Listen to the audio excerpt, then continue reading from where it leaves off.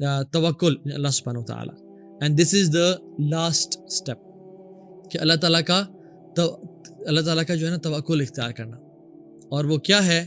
وچ از کہ having faith in اللہ سبحانہ وتعالی کہ میرے رب کا جو فرمان ہے، جو کام ہے وہ بالکل ٹھیک ہے. اور مشکل حالات میں اللہ تعالیٰ پہ ٹرسٹ کرنا کہ یا اللہ یو ہیو گاٹ می، میں آپ کا بندہ ہوں، میں نے آپ سے مانگ رہا ہوں، آپ پہ فیتھ ہے میرا، آپ پہ توکل ہے. کیا دل کی ساری ہوپس جو ہے نا وہ اللہ تعالیٰ کی ذات پہ ہوں، کسی کی لوگوں کی جیبوں پہ نہ ہو یا کسی کی اتھارٹی پہ نہ ہو. دس از توکل.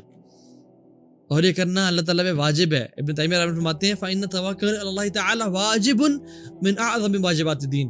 بے شک اللہ تعالیٰ پہ توکل کرنا واجب ہے جس طرح دین کے بہت سے واجبات ہے. كأن الإخلاص للہ تعالیٰ واجب، جس طرح سے اللہ کے لیے اخلاص اختیار کرنا واجب ہے نا، اس طرح سے توکل بھی اللہ تعالیٰ کے اوپر کرنا واجب ہے. اللہ کے نبی صلی اللہ علیہ وسلم ایک غزوے میں جا رہے تھے، صحابہ ان کے لیے ہمیشہ سائے والی جگہ چھوڑتے تھے جہاں پہ درخت سایہ ہوتا تھا. اللہ کے نبی صلی اللہ علیہ وسلم وہاں لیٹ گئے اور اپنی درخت پہ تلوار کو لٹکا کے سو گئے. ایک ایجنٹ کفار کا وہ سنیک ان کر کے آ گیا سمہاؤ اور اللہ کے نبی کی تک پہنچ گیا. And he intended to kill the prophet صلی اللہ علیہ وسلم. اس نے تلوار اٹھائی اور کہا محمد صلی اللہ علیہ وسلم کون بچائے گا تمہیں مجھ سے. تو اللہ کے نبی امیجن نیند سے ان کی آنکھ کھلی اور جب یہ سونے تو کہتے ہیں اللہ اللہ، اور یہ اللہ کا نام سن کے اس کے ہاتھ سے تلوار گر گئی اور اس کا ہاتھ پیرالائز ہو گیا. اور اللہ کے نبی صلی اللہ علیہ وسلم نے وہ تلوار اٹھائی اور کہا کہ اب تمہیں مجھ سے کون بچائے گا. تو وہ کہتے ہیں کہ آپ تو لوگوں پہ شفقت کرنے والے ہیں، آپ مجھے معاف کر دیں. اللہ کے نبی کہا مسلمان ہو جاؤ. اس نے کہا نہیں مسلمان میں نہیں ہوتا، لیکن یہ وعدہ کرتا ہوں آج کے بعد کبھی لڑوں گا نہیں. اور پھر وہ چلا گیا. یہ ہے توکل اللہ کی ذات پہ. اس مومنٹ پہ بھی اللہ کی ذات کا یاد ہونا. ابراہیم علیہ السلام جب آگ میں پھینکے جا رہے ہیں، کوئی ساتھ دینے والا نہیں ہے، پوری قوم خلاف ہے، باپ بھی خلاف ہے. کس کو پکارا؟ کسی کو نہیں، صرف اللہ کو. حسبی اللہ لا الہ الا هو علیہ توکلت وہو رب العرش العظیم. یہ بولا اور کیا ہوا؟ یا نار کونی بردا وسلام علی ابراہیم. اے آگ ٹھنڈی ہو جائے ابراہیم کے لیے اور سلامتی کا باعث بن جا. اور ابراہیم علیہ السلام کے جو ہاتھ بندھے ہوئے تھے رسیوں سے وہ جل گئے، رسی جل گئی اور ہاتھ بچ گئے، ایک بال بھی نہیں جلا اور وہ آگ سے صحیح سلامت نکل آئے. جب ان کا باپ آزر دیکھ رہا تھا نا، یہ کیا کہتا ہے؟ نعم رب ربو کو یا ابراہیم. کیا رب ہے تیرا ابراہیم، کیا رب ہے تیرا. تو بات کیا ہے کہ توکل جو بندہ اللہ کی ذات پہ کرتا ہے نا، اب یہ انبیاء تھے، یہ کوئی ان یوزل مخلوق تو نہیں تھے، نعوذ باللہ کوئی اور مخلوق، وہ انسان تھے ہماری طرح کے، مطلب انسان تھے. ان کی یہ نہیں تھی کہ ان کو کوئی غیب کا علم دیا گیا تھا یا ان کے کوئی سرخاب کے ان پہ وحی آتی تھی. وہ اللہ تعالیٰ کے قریبی بندے تھے. تو جب اللہ تعالیٰ ان کے ساتھ ہی معاملہ کر سکتے تو میرے اور آپ کے ساتھ معاملہ نہیں کر سکتے. جب صحابہ کرام کے ساتھ معاملہ کر سکتے ہیں تو میرے اور آپ کے ساتھ معاملہ نہیں کر سکتے. ہم کیوں سمجھتے ہیں کہ نہیں جی نہیں یہ میرے لیے نہیں ہے. I'm saying that انبیاء معصوم تھے، ان پہ وحی نازل ہوتی تھی، وہ اللہ کے متقی ترین انسان تھے، اللہ تعالیٰ کے دوست تھے اور اللہ نے ان کی مدد کی. اگر میں اور آپ بھی یہ کوالٹیز اڈاپٹ کر لیں تو اللہ تعالیٰ ہو سکتا ہے ہمارے پہ بھی کرم کرے اور ہمارے پہ بھی رحم کر دے. کہ درود ابراہیمی، اللہ کے نبی صلی اللہ علیہ وسلم پہ درود پڑھنا کثرت کے ساتھ. اگین میرے اس پہ ویڈیوز بھی ہیں، میرے اس پہ لیکچرز بھی ہیں، وہ آپ سن سکتے ہیں.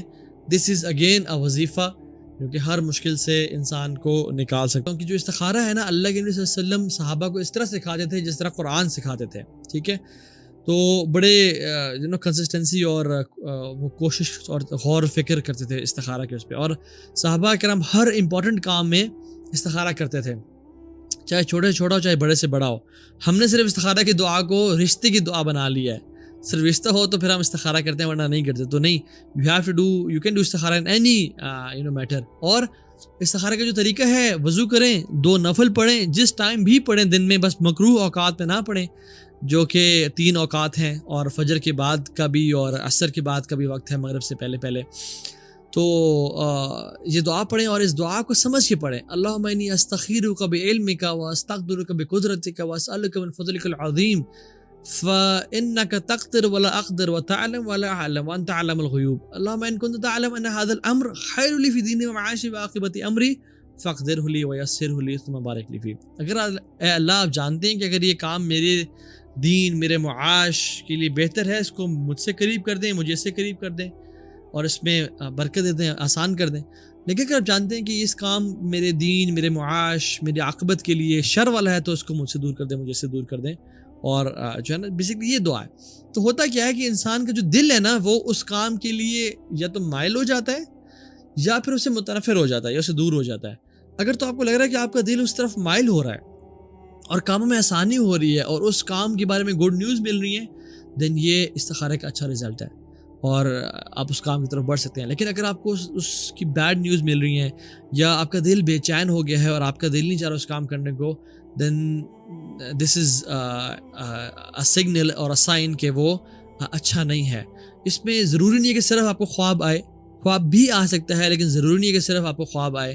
اور اس طرح کی مختلف چیزیں ہیں اس میں. یہ نہیں کہ ضروری نہیں ہے کہ آپ رات کو آخری چیز استخارہ کریں اور جس طرف آپ کا منہ ہو دائیں طرف منہ کر کے سوئیں، پھر صبح جس طرف آپ کا منہ اٹھا ہوا ہو آپ اس طرف منہ کر لیں. ایسی کوئی باتیں نہیں ہیں، ٹھیک ہے. تو آپ استخارہ کسی بھی ٹائم کر سکتے ہیں، دن میں 2-3 دفعہ بھی کر سکتے ہیں. اگر کوئی امپورٹنٹ میٹر ہے جس میں آپ کے ساتھ گھر والے شامل ہیں وہ بھی مل کر سکتے ہیں. آن لائن استخارہ کہیں سے ثابت نہیں ہے، نہ ہی کروانا چاہیے کہ ایک شخص غائب میں بیٹھا ہوا ہے اور وہ آپ کو کہہ رہا ہے کہ میرا یہ مسئلہ ہے، وہ پتہ نہیں آپ اپنی ماں کا نام اور اپنا نام بتاتے ہیں، وہ پتہ نہیں کیا کھولتا ہے اور آپ کو بتاتا ہے کہ یہ بات ٹھیک نہیں ہے.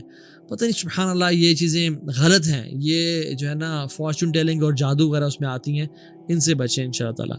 تو انشاءاللہ I will make a video on this topic انشاءاللہ. ہاں، سورہ فلق ناس ہر نماز کے بعد پڑھنی چاہیے ایک دفعہ. فجر اور مغرب کے بعد پڑھنی چاہیے 3 دفعہ. اس میں سورہ اخلاص بھی ہے. اور سونے سے پہلے 3 دفعہ پڑھ کے اپنے ہاتھوں پہ نفس کریں، اس کو پھونکیں ود بٹ آف پارٹیکلز اور جسم پہ پھیر لیں.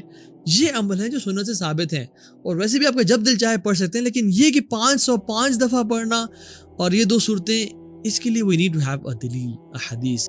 اصل میں نا جب انسان سے گناہ ہو رہے ہوتے ہیں نا تو نیکیوں کی توفیق اس سے چھین لی جاتی ہے. تو گناہ چھوڑیں، کثرت سے توبہ استغفار کریں، اللہ تعالیٰ کے بارے میں جانیں.